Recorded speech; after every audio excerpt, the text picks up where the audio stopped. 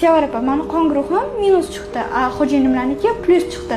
Bizani shunaqa qo'rqitishdi, endi sizlar ota-ona bo'la olmaysizlar, sizlarda farzand bo'lmaydi deyishdi. Men bu holatdan shokka tushdim-da. Bu savolimga qanaqa javob berasiz? Men ona bo'la olamanmi? Bu savol juda ham ko'p menga murojaat qilishadi, ayniqsa yoshlar to'ydan keyin bilishadi qon guruhi minusligi yoki erida yoki ayolida.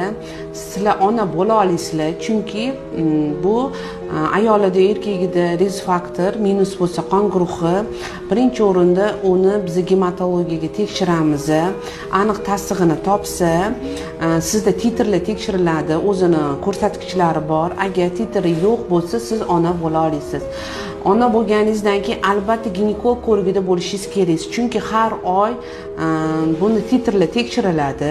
Har oy titrlar tekshiriladi. Agar titr oshmasa, homila rivojlanishi yaxshi bo'lsa, yurak urishlari, skrining 3 marta qilinadi, rivojlanishi, ichki organlar hammasi normada bo'lsa, siz o'sha homilador paytingizda kuzatilib kerakli dorilar beriladi, sizlarda jiddiy qaraladi, chunki qon minus отрицательный bo'lgandan keyin biz boshqacha podxod bilan ularni davolaymiz va homiladorlik boshqacha olib boriladi.